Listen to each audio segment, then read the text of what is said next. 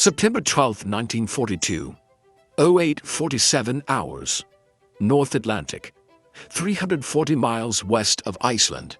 Kapitan Lieutenant Friedrich Weber peered through the periscope of U-507, his experienced eyes scanning the horizon in the pre-dawn darkness. What he saw made him freeze, then blink, then look again, certain his exhaustion was playing tricks on him. The horizon wasn't empty, it was full. 50 merchant vessels. 50. Stretching across the ocean like a steel city floating on water. The largest convoy Weber had ever seen in 3 years of Atlantic warfare. And at their center, a sight that made his blood run cold. Ship after identical ship, each one a Liberty ship, emerging from American shipyards at a pace the German High Command had declared impossible. The German U-boat crews had been told American industrial capacity was exaggerated propaganda. They had been assured that sinking merchant ships faster than the Allies could build them would starve Britain into submission. But as Weber watched through his periscope that September morning, he realized with dawning horror that everything the Kriegsmarine had calculated was wrong. The Americans weren't just building ships, they were manufacturing victory, one welded hull at a time, at a speed that defied every principle of naval construction the Germans understood. What followed wasn't just a convoy battle. It was the moment German submariners realized they weren't fighting a war anymore. They were fighting an assembly line. The transformation of American shipbuilding began in the ashes of defeat, 9 months before Weber's periscope sighting. December 7, 1941. Pearl Harbor burned, and with it, any illusion that America could avoid industrial total war. Within weeks, the emergency shipbuilding program had commandeered every available shipyard from Maine to California. But traditional shipbuilding methods, laying keels, riveting plates, launching ships one at a time, would take years to produce the fleet needed to supply Britain and the Soviet Union. The solution came from an unlikely source, a California industrialist named Henry Kaiser, who had never built a ship in his life. Kaiser had constructed dams and bridges using revolutionary prefabrication techniques. Now, he proposed applying the same principles to maritime construction. The Liberty ship design was adapted from a British tramp steamer, deliberately simplified for mass production. At 441 feet long and 56 feet wide, with a capacity of 10,000 tons, these vessels weren't elegant. They were functional. Maritime engineers called them ugly ducklings. Sailors called them worse. But they could be built fast, impossibly fast. Traditional shipbuilding took 8 to 12 months per vessel. Kaiser promised 70 days. The Maritime Commission thought he was insane. They approved the program anyway. Desperation breeds innovation. By March 1942, 18 shipyards across America were converting to Liberty ship production. The key was prefabrication. Instead of building ships piece by piece at the dock, entire sections, bow assemblies, stern sections, deck houses, engine rooms, were constructed inland in massive fabrication yards. Workers who had never seen the ocean welded hull plates in factories hundreds of miles from water. Women who had been secretaries 6 months earlier operated cranes lifting 30-ton sections. The average Liberty ship required 250,000 individual parts, 60,000 welded connections, and employed 1,500 workers per vessel. The assembly line principle that Henry Ford had used for automobiles was now building ocean-going freighters. 7 shipways operated simultaneously at each major yard. As one ship launched, another keel was already being laid. The scale was staggering. Bethlehem Fairfield Shipyard in Baltimore could have 4 Liberty ships under construction simultaneously. Richmond Shipyard No. 2 in California would eventually launch a completed Liberty ship every single day at peak production. German naval intelligence received reports of this American shipbuilding program throughout early 1942. Course Admiral Karl Dönitz, commander of the U-boat fleet, read the estimates and dismissed them as Allied propaganda designed to demoralize U-boat crews. Captain Lieutenant Friedrich Weber had been hunting in the North Atlantic for 19 months when he spotted the September convoy. His war diary, recovered from German naval archives after the war, documented his experience with clinical precision that barely masked his growing dread. U-507 had departed Lorient, France on August 28, 1942, carrying 14 torpedoes and provisions for a 60-day patrol. Weber commanded a crew of 48 men, most under 25 years old, crammed into a steel tube 220 feet long and barely 20 feet wide. The previous 18 months had been good hunting. Weber had sunk 11 Allied merchant ships, totaling 47,000 tons. He wore the Knight's Cross, earned after his 7th kill. His crew trusted him. The Kriegsmarine considered him one of their most effective commanders. But Weber had noticed changes in recent months. Allied convoys were getting larger, escort vessels more numerous, and increasingly he encountered ships that looked identical, the boxy utilitarian silhouettes of American Liberty ships. The intelligence briefings at Lorient had mentioned these vessels, American propaganda about mass production. The briefing officers assured U-boat commanders these were inferior ships, hastily constructed, prone to structural failure, easy targets that would break apart in Atlantic storms. Weber had sunk 2 Liberty ships in July. They hadn't broken apart. They had died hard, their crews fighting to save them even as torpedoes tore open their hulls. And within weeks, intelligence reported those same convoy positions filled by identical replacements. Now, through his periscope on September 12th, Weber counted the impossible. Convoy SC-100, though he didn't know its designation yet. 50 merchant vessels in 9 columns stretching 4 miles across the ocean. And at the convoy's heart, 27 Liberty ships, their identical profiles unmistakable even in the pre-dawn gloom. Weber's training immediately calculated attack geometry. Wind from the northwest at 15 knots, sea state 3, convoy speed approximately 8 knots. Escorts, he counted 6 destroyers, 4 corvettes, and 2 armed trawlers. But the numbers that dominated his thinking were different. 27 Liberty ships, each carrying approximately 10,000 tons of cargo. That was 270,000 tons of war material, tanks, aircraft, ammunition, food, fuel, enough to sustain Britain's war effort for weeks. And this was just one convoy. Intelligence suggested similar convoys were departing American ports every few days. The mathematics became horrifying. If Americans could build ships this fast, if they could fill the Atlantic with convoys this large, then the entire U-boat strategy was obsolete. Weber submerged to 60 meters and called his officers to the tiny wardroom.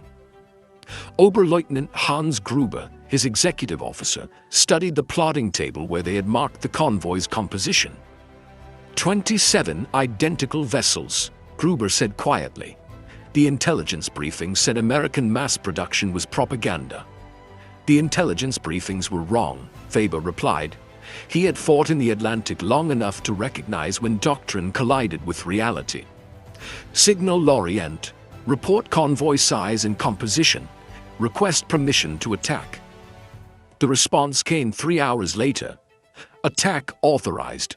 All available U-boats are being vectored to your position. This is now Wolfpack Operation Werewolf. You are designated attack coordinator. Within 12 hours, 7 more U-boats had converged on SC-100's position. It should have been a massacre. 8 U-boats against 50 merchants, even with convoy escorts, traditionally favored the attackers. The Wolfpack tactics that had devastated convoys throughout 1941 should have worked. They didn't. The battle that followed over the next 4 days revealed just how much had changed. The Liberty ships proved far more resilient than intelligence had predicted. Their welded hulls, while considered inferior to riveted construction by traditional standards, could absorb tremendous damage. Weber watched through his periscope as U-618 put 2 torpedoes into a Liberty ship designated Target 7. The vessel's bow crumpled, her forward holds flooded, her deck tilted at a severe angle. She should have sunk within minutes. Instead, her crew fought for 6 hours to save her. Emergency pumps ran continuously, damage control parties shored bulkheads. The ship's armed guard, U.S. Navy gunners assigned to merchant vessels, kept firing at any U-boat that surfaced, forcing the submarines to remain submerged where their attack options were limited.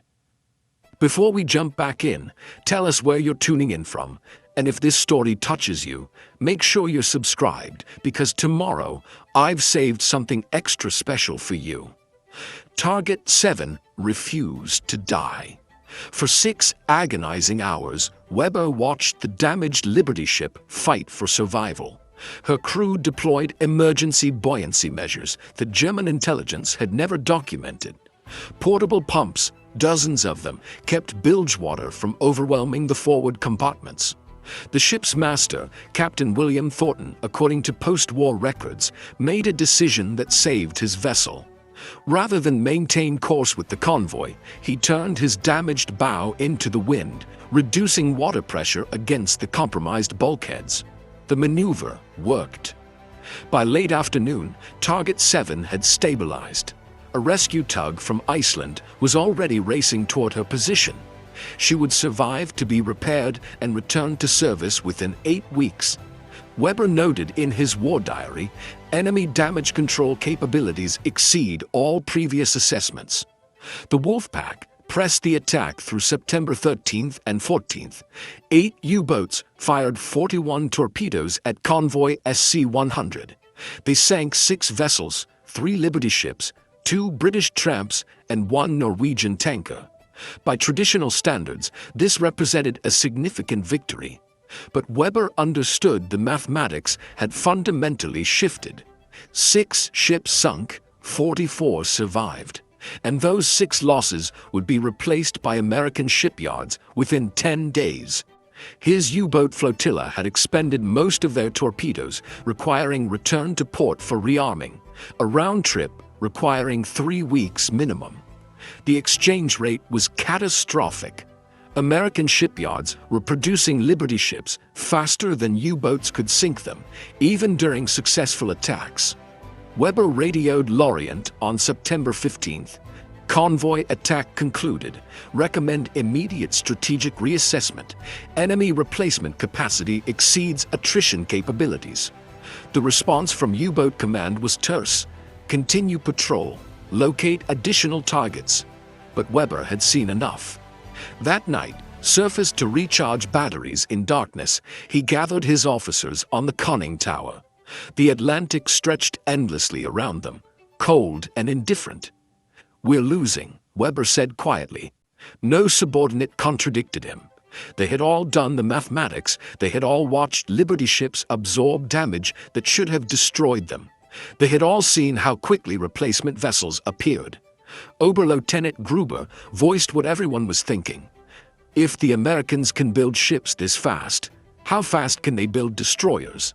How fast can they build submarine hunters? The question hung in the salt air. Within 6 months, they would have their answer. American shipyards that had perfected Liberty ship construction would pivot to destroyer escorts, producing them with the same assembly line efficiency. By 1943, the hunter-to-prey ratio in the Atlantic would reverse completely.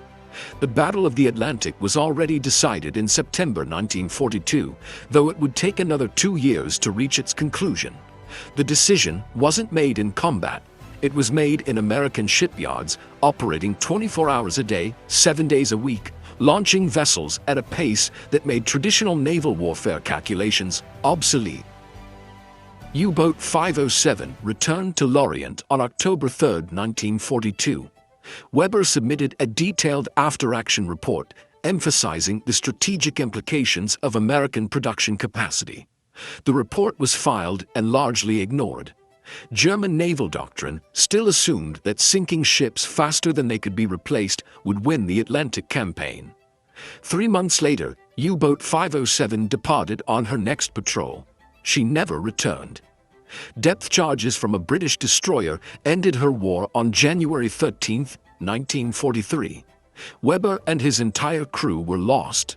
His final radio transmission, decoded by Allied intelligence after the war, reported sighting another large convoy, this one containing 38 Liberty ships.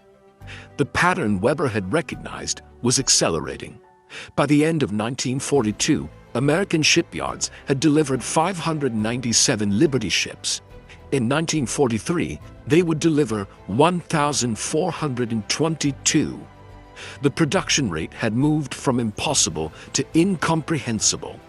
The strategic impact of Liberty ship production extended far beyond simple replacement tonnage.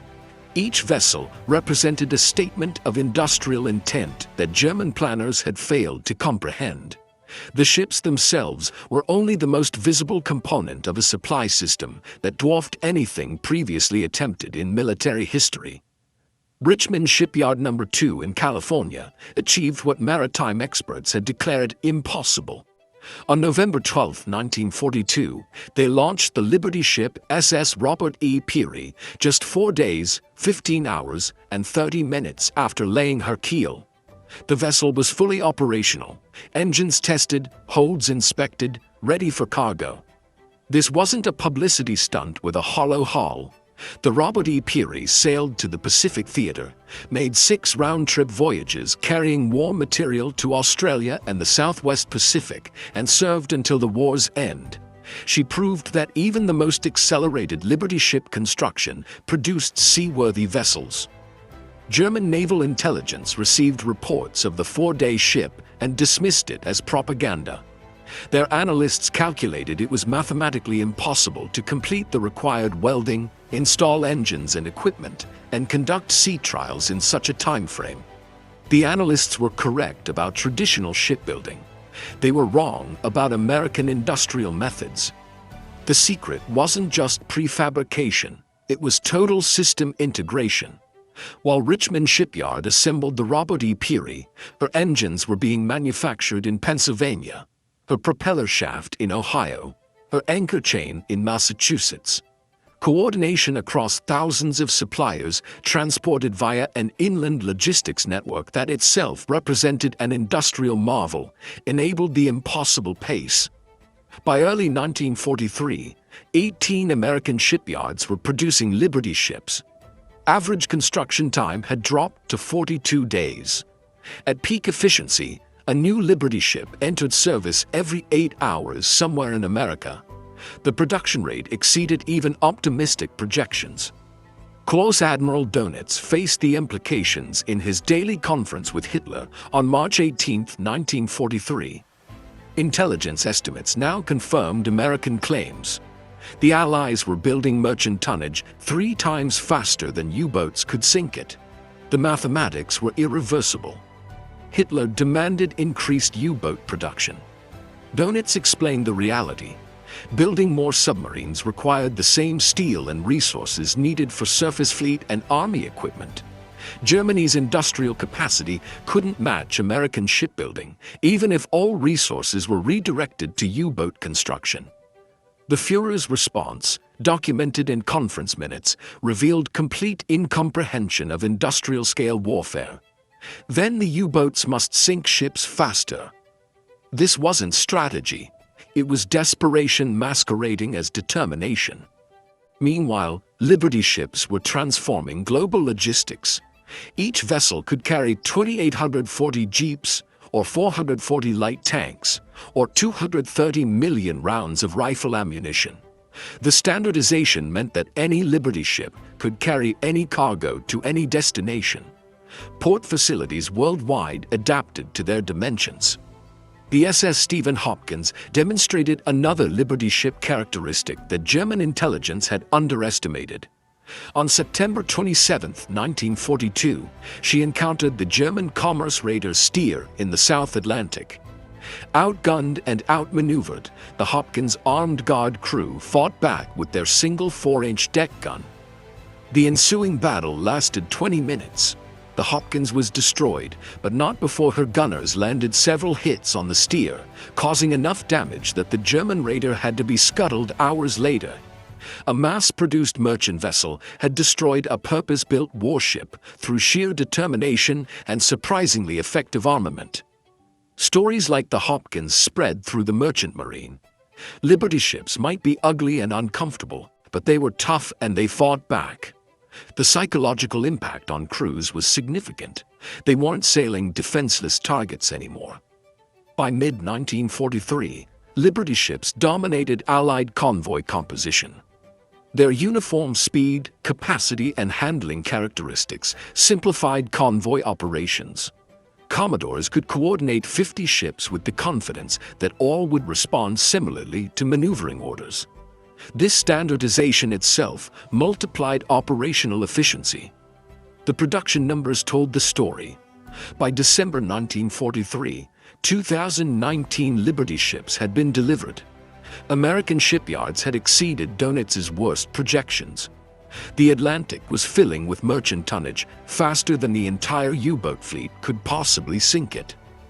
The human cost behind the Liberty ship program remained largely invisible to those counting hulls and tonnage. Each vessel required approximately 1,500 workers operating across multiple shifts. At peak production, with 2,710 Liberty ships ultimately completed, roughly 4 million Americans worked in the shipbuilding industry, a workforce larger than the entire United States Army in 1939. The demographics of this workforce revolutionized American industry. Women comprised roughly 27% of shipyard workers by 1943. Rosie the Riveter wasn't propaganda. She was Clara Mortensen, welding hull plates at Richmond Shipyard, or Helen Johnson, operating massive cranes at Bethlehem Fairfield, or thousands of other women performing work that had been considered exclusively male just 2 years earlier. African Americans found opportunities in shipyards that had been closed to them in peacetime industries. While discrimination certainly persisted, the desperate need for labor opened positions that represented significant economic advancement. Integrated work crews became commonplace, challenging social barriers through the practical necessity of wartime production. The work was dangerous. Shipyard fatalities numbered in the thousands across the war years. Welders fell from scaffolding. Crane operators miscalculated loads. Workers were crushed by moving hull sections. The Portland Oregonian documented 53 deaths at local shipyards in 1943 alone. Multiply this across all facilities and the human cost becomes staggering. Yet the work continued. Shipyard workers understood their labor was saving lives overseas. Every Liberty ship that reached Britain with tanks and ammunition was one more convoy that wouldn't be destroyed. Every vessel carrying food prevented starvation.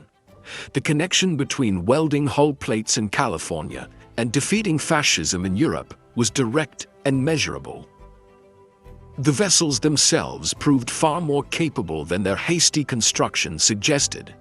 Liberty ships sailed to Murmansk through Arctic ice, to Calcutta through tropical storms, to Brisbane through submarine-infested waters. They served in every theater of war, carrying every type of cargo imaginable. Some Liberty ships were converted for specialized purposes: hospital ships, ammunition carriers, tank transporters, aircraft transports. The basic hull proved adaptable to numerous military requirements. This flexibility multiplied their strategic value beyond simple cargo capacity. The SS John W. Brown demonstrated exceptional versatility during Operation Overlord. She carried troops to Normandy on D-Day, then returned for vehicles and ammunition in subsequent crossings. Her crew made 11 round trips across the English Channel in June and July 1944, becoming floating shuttles in the massive logistics operation sustaining the invasion. By late 1944, Liberty ships had become so numerous that German U-boat commanders reported difficulty finding non-Liberty targets. The Atlantic was filled with them. Sinking one meant virtually nothing. 3 more were already en route to replace it. The psychological impact on U-boat crews became devastating. Veterans of the 1940-1941 happy time, when merchant ships were easy prey, now faced an ocean dominated by vessels that wouldn't sink easily, accompanied by escorts that had become lethally effective, supported by air cover that could locate submarines with increasing precision. Kapitän José Erich Topp, one of Germany's most successful U-boat commanders, stated in post-war interviews, "By 1944, we knew we were fighting American factories, not just American ships. You could sink a convoy and know that everything you destroyed had already been replaced before you could reload torpedoes. It was hopeless." The statistics confirmed this despair. In 1942, U-boats sank 1,664 Allied ships, totaling 7.8 million tons. But Allied shipyards, dominated by American Liberty ship production, launched 7.2 million tons. The gap was closing. In 1943, U-boats sank 597 ships, 3.2 million tons, while Allied yards produced 14.2 million tons. The war was over mathematically, though the killing continued for another 2 years. The final accounting revealed the magnitude of American industrial achievement. 2,710 Liberty ships were built between 1941 and 1945. They carried 75% of all cargo shipped overseas during the war. Not one convoy with Liberty ships was ever turned back due to losses. The replacement rate always exceeded attrition. The Liberty ship program's impact extended beyond the Atlantic battlefield into fundamental transformation of post-war maritime commerce. The construction techniques developed under wartime pressure, welding instead of riveting, prefabrication instead of sequential assembly, standardization instead of custom design, became standard industry practice. Henry Kaiser's assembly line methods proved that ship construction times could be reduced by 75% without sacrificing seaworthiness. Traditional maritime establishments had resisted these innovations before the war, citing safety concerns and quality issues. The Liberty ships proved the traditionalists wrong through sheer volume of successful service. Of 2,710 Liberty ships built, 2,400 survived the war.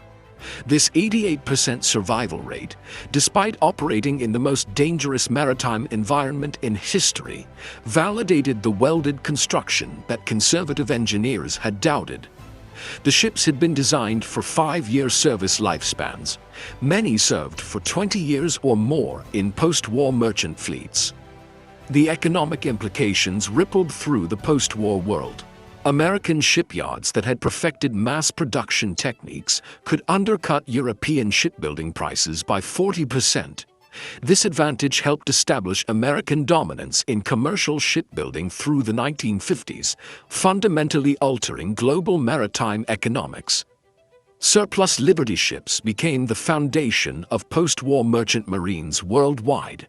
Greece, Norway, Britain, and dozens of other nations purchased Liberty ships at liquidation prices, creating instant commercial fleets. The SS Hellas Liberty, originally launched as SS Arthur M. Hulbert in 1943, sailed as a commercial freighter until 1979. 36 years of service from a vessel designed for 5. Some Liberty ships found unusual post-war careers. The SS Albert M. Bow became a floating grain elevator in Brazil. The SS Charles H. Cuggle was converted into an oceanographic research vessel. The SS John W. Brown and SS Jeremiah O'Brien were preserved as museum ships, the only operational Liberty ships remaining today. The strategic lessons learned from Liberty ship operations influenced Cold War planning. The ability to rapidly mobilize industrial production for military purposes became a cornerstone of American defense strategy. The concept that wars could be won through manufacturing capacity as much as battlefield tactics shaped military doctrine for decades. Soviet planners studied American shipbuilding methods extensively. Documentation captured after the Cold War revealed that Stalin ordered detailed analysis of Liberty ship production techniques. Soviet shipyards attempted to replicate American mass production methods with limited success. They lacked the integrated supply chain and decentralized industrial base that made American methods effective. The Liberty ship program also demonstrated the strategic value of standardization at unprecedented scale. Having 2,710 nearly identical vessels simplified logistics enormously. Spare parts were interchangeable. Crews could transfer between ships with minimal retraining. Port facilities worldwide could be optimized for a single ship design. This standardization multiplied operational efficiency exponentially. Maritime historians recognize the Liberty ships as representing the moment when industrial warfare reached full maturity.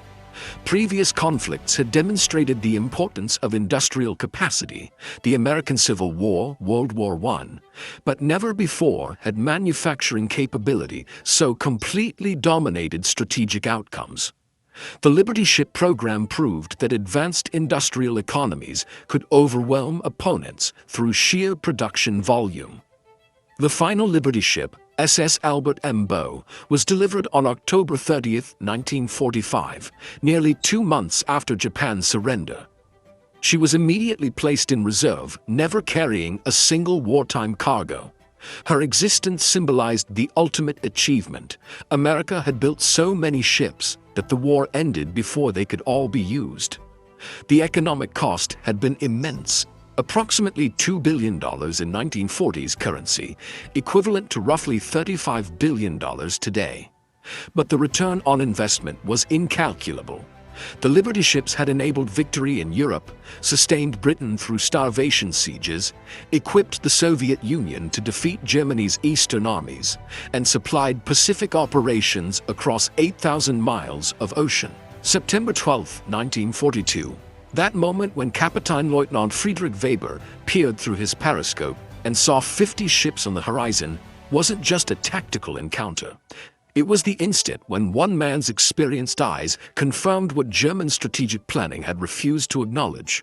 America's industrial capacity wasn't exaggerated propaganda, it was terrifyingly real. Weber's U-507 represented everything the Kriegsmarine had perfected: experienced crew, proven tactics, technological refinement through years of combat evolution. But against an opponent you could replace losses faster than they could be inflicted, expertise became irrelevant. The Germans were fighting battles, the Americans were operating factories. The Liberty ship program ultimately produced more than ships. It produced a strategic lesson that would echo through the remainder of the 20th century. In modern warfare between industrial powers, manufacturing capacity determines victory more certainly than battlefield courage. The bravest German submariners, the most skilled U-boat commanders, the most determined Nazi leadership. None of it mattered against an opponent who could launch a complete merchant vessel every 8 hours. The mathematical inevitability was brutal in its simplicity. Germany's entire shipbuilding capacity, even operating at maximum efficiency, could not produce vessels at 10% the rate of American Liberty ship construction. Add British and Canadian shipyards to the Allied total, and the gap became completely unbridgeable. German planners had gambled that American industrial claims were inflated. They lost that gamble catastrophically. The human cost of this industrial competition was measured in thousands of sailors on both sides. U-boat crews died at rates exceeding 70%, the highest casualty rate of any military service in World War II. Merchant mariners faced similar dangers, with American merchant marine casualties proportionately higher than any armed service except the Marine Corps.